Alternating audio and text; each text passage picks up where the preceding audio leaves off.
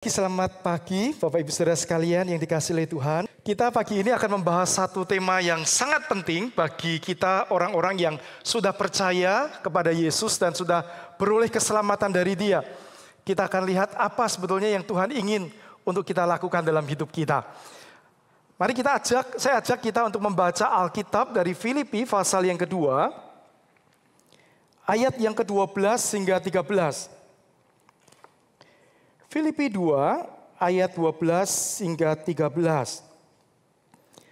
Begini firman Tuhan. Hai saudara-saudaraku yang kekasih, kamu senantiasa taat. Karena itu tetaplah kerjakan keselamatanmu dengan takut dan gentar. Bukan saja seperti waktu aku masih hadir, tetapi terlebih pula sekarang waktu aku tidak hadir. Karena Allah lah yang mengerjakan di dalam kamu baik kemauan maupun pekerjaan menurut kerelaannya. Nah Bapak Ibu Saudara sekalian, ayat ini, ya khususnya kata yang di warna kuning ini, kerjakan keselamatanmu. Ini merupakan ayat yang seringkali menjadi perdebatan. Karena apa? Karena ada sebagian orang berpikir bahwa keselamatan itu tidak cukup hanya percaya kepada Tuhan Yesus. Betul, kita diselamatkan oleh anugerah Tuhan. Tetapi ketika kita percaya Yesus, maka tidak berhenti di situ. Kita harus mengerjakan keselamatan kita. Dalam arti kita harus menjaga hidup kita supaya jangan sampai kita berdosa. Sebab pada waktu kita berdosa dan kemudian kita meninggal, belum sempat kita minta ampun kepada Tuhan, maka kita akan kehilangan keselamatan kita.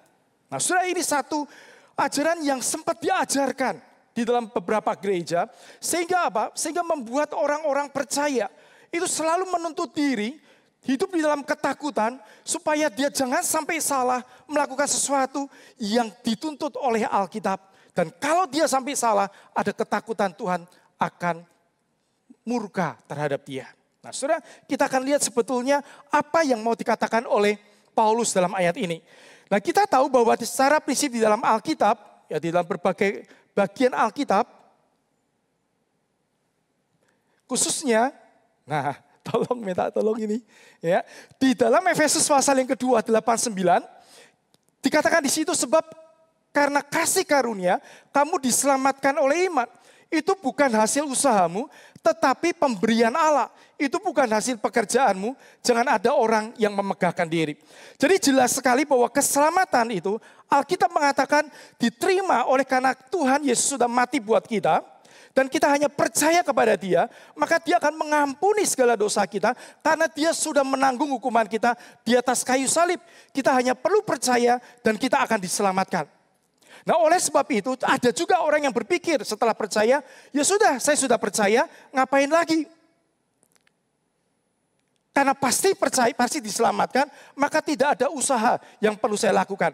Saudara, jadi ini ada dua pemikiran yang bertolak belakang. Satu khawatir kalau berbuat sedikit dosa, yang satu tidak khawatir kalau dia berbuat dosa karena dia meyakini dari Alkitab bahwa nanti pasti akan masuk ke surga.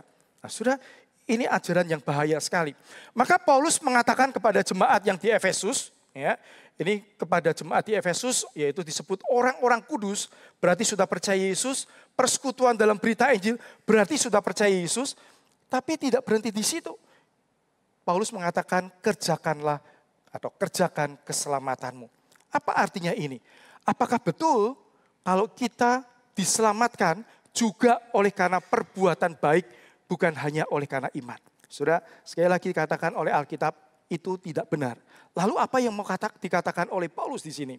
Saudara, kalau kita lihat di dalam bahasa aslinya, juga di dalam terjemahan bahasa Inggris, beberapa terjemahan bahasa Inggris, maka di situ dikatakan work out, bukan work for. Bukan kita bekerja untuk mendapatkan keselamatan.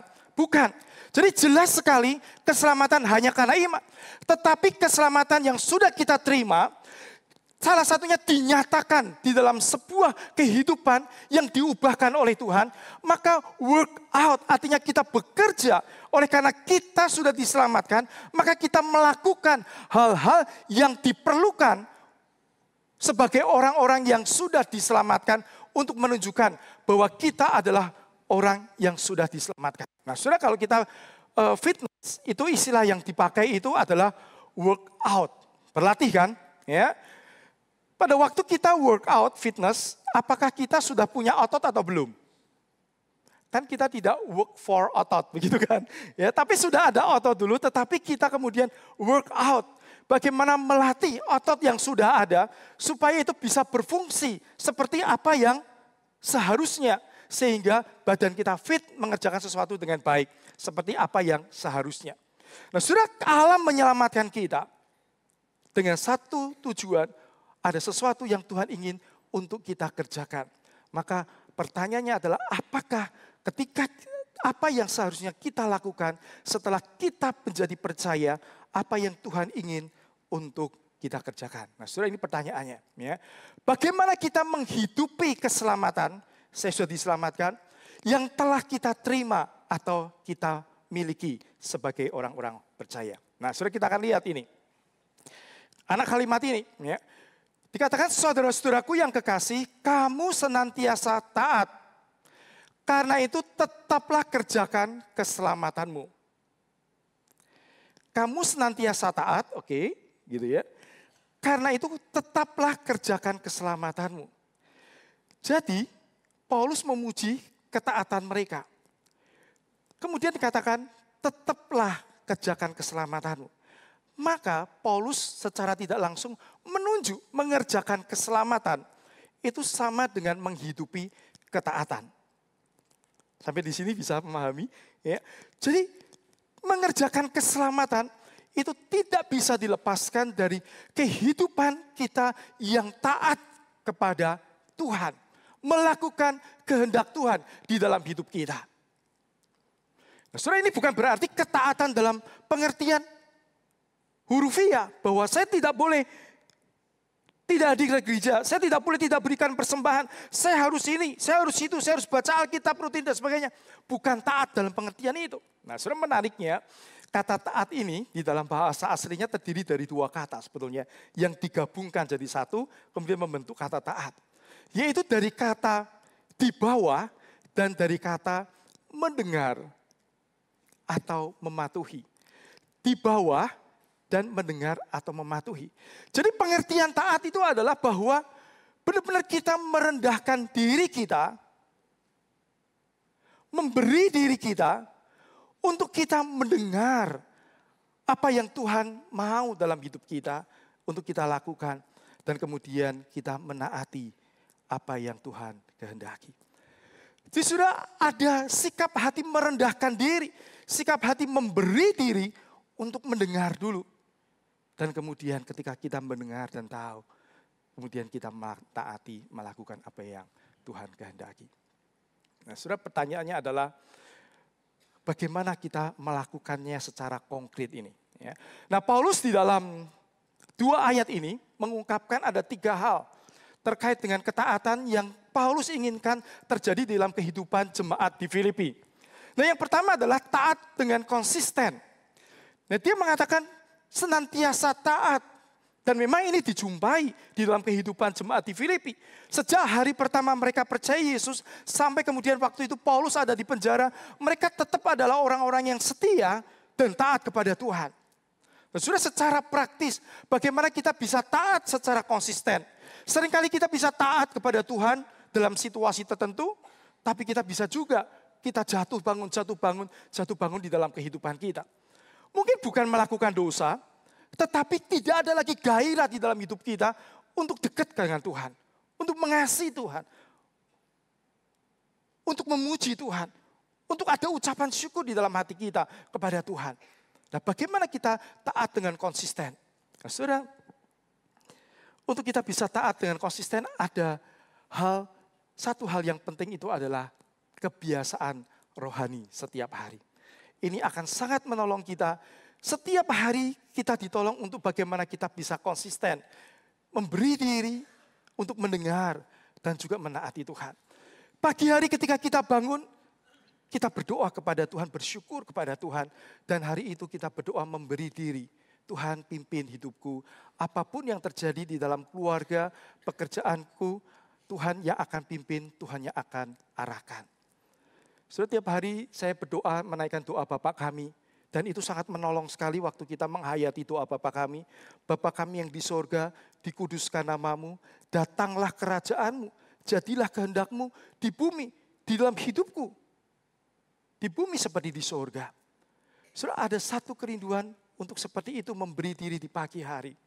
Kemudian sepanjang hari kita luangkan waktu, ada waktu untuk kita membaca Alkitab. Pada waktu baca Alkitab bukan hanya sekedar baca, mengerti selesai, hatinya tenang, begitu ya. Tapi betul-betul datang pada Tuhan, memberi diri Tuhan, apa yang engkau mau katakan kepada aku. Dan minta Tuhan berbicara kepada kita, mengarahkan kita. Kemudian malam hari sebelum kita tidur, kita doa kepada Tuhan mengucap, bukan hanya mengucap syukur, tapi kita juga merefleksikan hidup kita, introspeksi hidup kita sepanjang hari ini, bagaimana hidup kita di hadapan Tuhan. Adakah hal-hal tertentu yang kita lakukan yang Tuhan tidak berkenan, dan kita mohon ampun di situ. Dan kemudian kita membayangkan, kalau suatu waktu saya dalam kondisi yang sama, situasi yang sama, bagaimana saya bisa melakukan hal yang berbeda, yang lebih baik, tidak mengulang kesalahan yang sama. Dengan kita satu persatu mengakui dosa di hadapan Tuhan, maka dengan begitu kita memberi diri di dalam hidup taat mengasihi Tuhan. Nah, itu yang pertama. Yang kedua, taat dalam situasi apapun. Pada waktu Paulus menulis ini, Paulus itu ada di dalam penjara. Dan Paulus mengatakan bahwa ada kemungkinan aku tidak lagi bisa datang kepadamu. Karena memang setelah itu Paulus dihukum. Dan kemudian dia tidak lagi bertemu dengan orang-orang di Filipi. Maka Paulus mengatakan bukan saja seperti waktu aku masih hadir. Tetapi terlebih pula sekarang waktu aku tidak hadir. Paulus ingin supaya orang-orang di Filipi ini bukan hanya melihat figur Paulus yang kemudian memberikan dorongan, membawa kekaguman, membawa inspirasi untuk hidup taat. Tetapi ketika Paulus sudah jauh dari mereka, bahkan sudah tidak ada bersama mereka, mereka tetap bersama dengan Tuhan, hidup bersama menaati firman Tuhan. Nah, saudara, itu yang Paulus rindukan. Sehingga apa? Sepanjang waktu dari percaya sampai selama-lamanya waktu mereka terus bertambah usia, mereka tetap taat kepada Tuhan. Saudara, saya tidak tahu hari ini berapa lama kita sudah mengikut Kristus. Ada yang sudah sejak muda kita mengikut Kristus. Apakah semangat kita, kasih kita, ketaatan kita, penyerahan hidup kita kepada Tuhan pada waktu kita muda dibanding hari ini, apakah masih tetap sama? Dan dalam setiap fase hidup kita, waktu muda, waktu kuliah, waktu mulai kerja, menunjukkan ketaatan, waktu kita berkeluarga, menunjukkan ketaatan juga kepada Tuhan terhadap suami istri, maupun terhadap anak kita, memikirkan parenting yang baik pada untuk anak-anak kita. Pada waktu kita mulai lanjut usia, anak-anak sudah mulai meninggalkan kita, keluar kota, keluar negeri mungkin, berkeluarga, kita tetap hidup di dalam ketaatan. Dan tidak sedikit ketika anak-anak sudah pada keluar, terus kemudian malah suami istri yang tadinya baik-baik, malah jadi akhirnya ribut terus karena di rumah cuma berdua. Begitu ya. Nah, saudara, ini bisa terjadi. Dan pada waktu kita lansia, ketika sakit-sakitan, apakah kita juga tetap menunjukkan ketaatan, kesetiaan kita kepada Tuhan. Saudara, ini tidak gampang. Yang ketiga adalah ketaatan dengan sikap hormat kepada Tuhan. Paulus mengatakan, tetaplah kerjakan keselamatanmu dengan takut dan gentar. Apa ini artinya takut dan gentar? Sebagian orang berpikir takut, berarti ada rasa takut kalau saya tidak taat kepada Tuhan, maka Tuhan akan mengurangi berkat saya. Kalau saya tidak taat kepada Tuhan, jangan-jangan nanti ada sesuatu yang celaka di dalam hidup saya. Kalau saya sekarang berhenti pelayanan, jangan-jangan nanti akan ada sesuatu di dalam keluarga, pekerjaan atau hidup saya. Saudara, bukan itu maksudnya ketaatan. Ada seorang anak Tuhan yang sungguh-sungguh mengasihi Tuhan, melayani Tuhan dengan baik. Pada waktu dia mulai pekerjaannya cepat sekali bertumbuh dan berkembang. Suatu hari dia ketemu dengan temannya di airport. Pada waktu ketemu, temannya juga kenal dia. Sudah lama gak ketemu, tapi tahu kalau ini orang melayani Tuhan dengan baik. Nah, saudara, kemudian waktu ketemu, cerita-cerita, aku dengar bisnismu berkembang dengan bagus. Pantesan, karena kamu melayani Tuhan sih.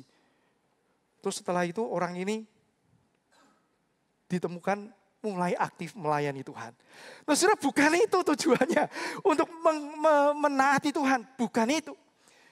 Bukan supaya kita diberkati, kemudian kita taat kepada Tuhan, mengikut Tuhan, bukan itu. Walaupun di dalam Alkitab jelas, banyak sekali ayat yang menunjukkan bahwa kalau kita sungguh-sungguh dengan Tuhan, hidup di dalam takut akan Tuhan, hidup menghormati Tuhan, Tuhan tidak pernah meninggalkan kita. Dan tidak pernah dikatakan di dalam Alkitab, anak cucunya sampai meminta-minta, tidak pernah. Artinya apa? Pemeliharaan Tuhan itu pasti kepada orang yang sungguh-sungguh mengikuti Dia. Tapi bukan untuk itu kita mengikut Tuhan. Saudara, bagi kita yang sudah mulai lanjut usia, kita senang kalau anak kita itu dekat sama kita, betul ya, perhatian sama kita. Tapi kalau sampai anak kita perhatian sama kita gara-gara supaya nanti kita dapat warisan lebih banyak mungkin, pasti kita nggak senang kan? Karena bukan itu. Walaupun kita dekat dengan orang tua sudah memberikan segalanya bahkan kepada kita. Nah, saudara, ini yang Tuhan ingin bahwa bukan sikap yang seperti itu. Tapi sikap hormat seperti apa? Yaitu yang menyadari betapa besar kasih Tuhan di dalam hidup kita. Saudara, pada waktu saya pertama kali percaya Yesus, bertobat menerima Dia dalam hidup saya, itu kira-kira itu pada tahun 87, camp remaja pertama kali. Maka penting sekali camp remaja. Kalau punya anak remaja, dorong, cucu remaja dorong untuk ikut camp. Pada waktu ikut camp, hamba Tuhan yang menyampaikan firman Tuhan. Ketika firman Tuhan disampaikan, saya menyadari dan Tuhan bekerja, saya menyadari betul-betul saya adalah orang yang sangat kotor, sangat berdosa dan hidup jauh daripada Tuhan. Saudara, kalau saya ingat-ingat dulu waktu saya kecil, SD begitu sukanya berkelahi itu kalau nggak di rumah dengan tetangga, itu di sekolah. Dan pada waktu reuni SD, ketemu dengan orang yang setiap hari saya berkelahi. Itu beberapa tahun lalu, saya juga agak malu, begitu ya. Tapi itulah saya, sampai pada waktu papa saya meninggal tahun 2017, ketika ada tetangga-tetangga nenek saya, itu juga datang. Kemudian saya nyamperin tamu-tamu itu, ada salah satu tamu waktu saya mendekat, nah ini jiang-jiang yang dulu panean gendeng. Jadi saya sendiri nggak ingat kapan saya naik-naik ke gentengnya orang. Saya nggak ingat. Artinya apa? Apa yang saya ingat aja sudah cukup menghancurkan hati saya, betapa saya berdosa kepada Tuhan. Apalagi orang yang lihat itu aja, yang saya lakukan, yang saya sudah nggak ingat. Tapi dia ingatnya saya nakalnya minta ampun. Mungkin bikin papa mama saya deg-degan lihat anaknya begini. Nah, pada waktu itu camp, saya kemudian bertanya karena ada sesi tanya jawab, saya tanya kepada hamba Tuhan itu, Pak, apakah betul Tuhan itu mau menerima orang yang berdosa, yang sudah betul-betul tidak layak untuk diampuni? Kemudian hamba Tuhan itu menjawab di dalam forum sesi itu, dia katakan bahwa bukan orang yang sehat yang membutuhkan tabib, tetapi orang yang sakit. Yesus datang bukan mencari orang yang benar, tapi mencari orang yang berdosa. Surat jawaban itu memberikan satu kelegaan. Orang yang merasa dirinya berdosa, orang yang merasa dirinya tidak layak, orang yang merasa dirinya tidak ada harapan diterima oleh Tuhan, yang merasa betul-betul hancur, tidak ada sesuatu yang bisa dibanggakan, yang bisa bertahan di hadapan Tuhan. Tetapi Tuhan menawarkan keselamatan, Tuhan menawarkan pengampunan, bahkan janji ketika kita percaya, Dia akan memberikan kita hak untuk menjadi anaknya yang dikasihi dan memberikan hidup yang kekal. Saudara, ketika saya mengingat itu, betapa besar kasih Tuhan kepada saya. Maka ketika saya taat, bukan lagi berpikir tentang berkat Tuhan. Enggak. Saya sudah diterima Tuhan aja, sudah bersyukur sekali. Maka tidak lain hanya, Tuhan, aku bersyukur dan aku memberi diri sepenuh kepada Tuhan.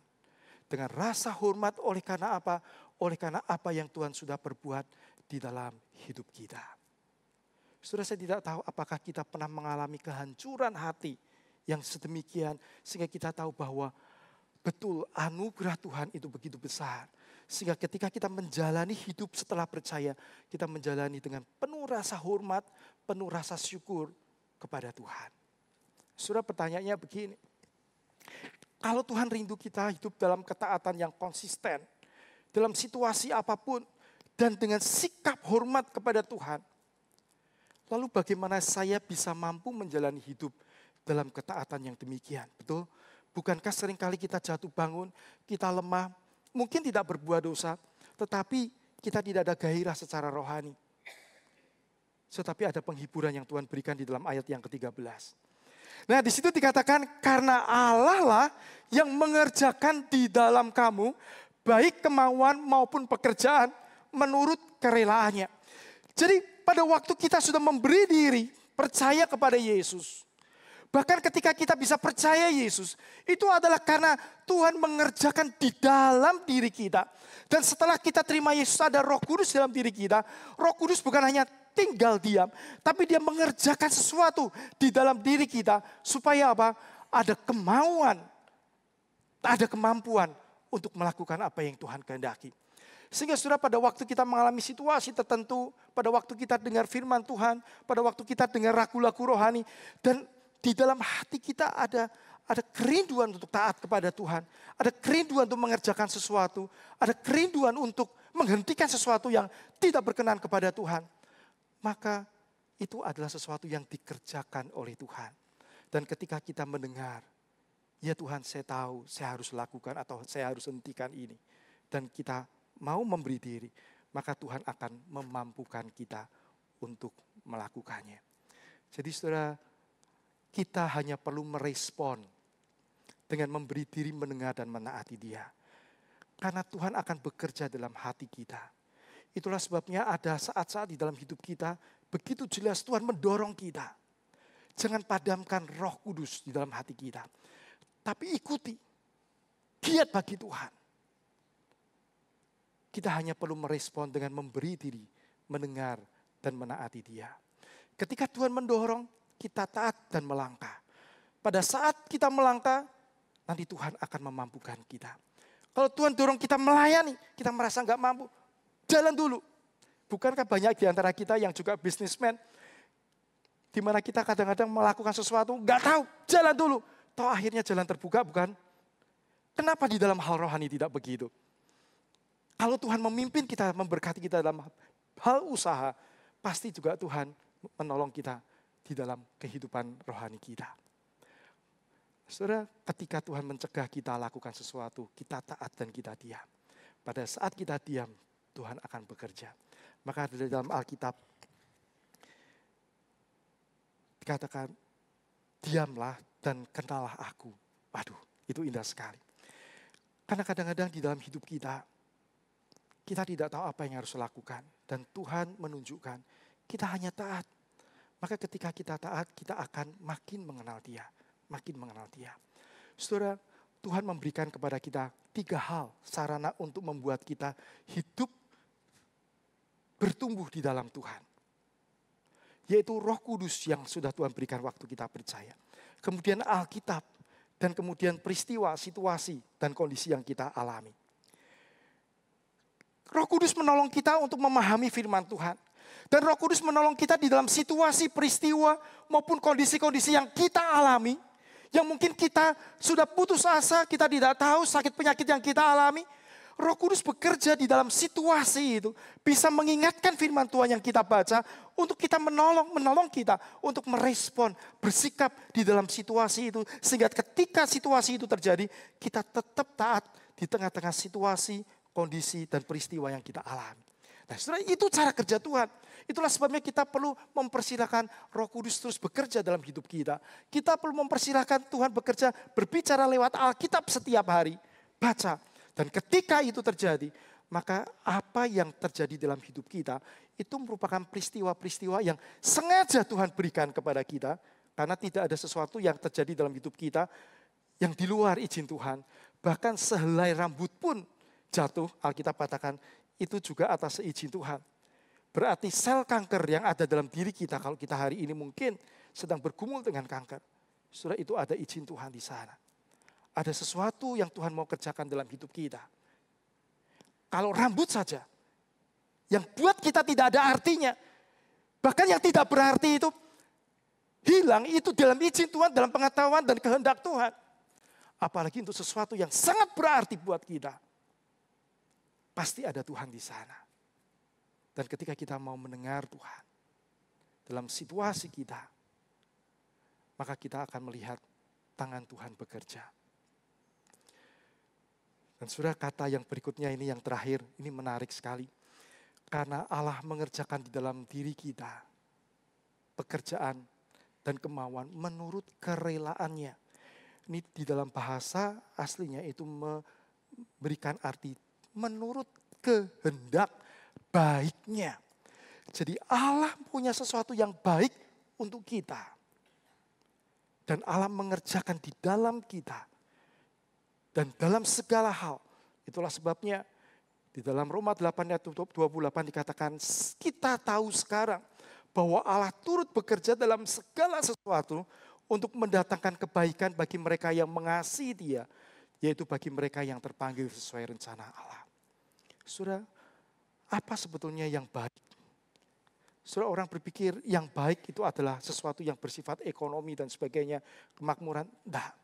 Saudara, hal yang paling baik itu adalah waktu kita taat melangkah. Dan kita bisa melihat Tuhan juga bekerja di situ. Waktu kita melihat Tuhan bekerja di situ, kita akan makin bisa mengenal siapa Tuhan. Ketika saya mau taat, Tuhan menyatakan diri. Makin kita mengenal Tuhan, makin kita mengenal Tuhan. Saudara, hal yang terpenting, terbaik di dalam hidup kita yang perlu kita raih adalah pengenalan akan Tuhan. Dan mengenal Tuhan tidak hanya bisa dari baca saja, tapi perlu ketaatan, karena ketika kita taat, kita akan lebih banyak mengalami. Dan ketika lebih banyak mengalami, kita akan lebih mengenal Tuhan secara langsung di dalam hidup kita. Dan mungkin sulit untuk dikatakan, tapi dalam hati kita bisa, betul Tuhan, aku bersyukur, aku tahu Engkau Allah yang bisa aku percaya. Saudara, itu hal terbaik yang Tuhan ingin bagikan kepada kita. Soal kekayaan, kesehatan dan sebagainya, Tuhan mampu kerjakan itu semua. Tidak ada masalah. Tapi untuk bisa mengenal Tuhan, perlu kerelaan hati kita tunduk dan mau taat kepada Dia. Sudah 3 hari yang lalu, saya ketemu dengan salah seorang anak remaja. Dulu anak remaja berapa puluh tahun yang lalu, 20, 25 tahun yang lalu. Tapi sekarang dia sudah kerja di luar negeri. Dan kemarin 3 hari yang lalu dia pas pulang ke Semarang, dia telepon ngajak ketemu bincang-bincang. Dia katakan suatu hari dia ditegur oleh Tuhan. Kerjaannya bagus, sangat bagus di sana. Dan kemudian dia diingatkan bahwa kamu kerja bukan hanya sekedar kerja, tapi bagaimana membagikan tentang aku supaya orang kenal aku melalui pekerjaan.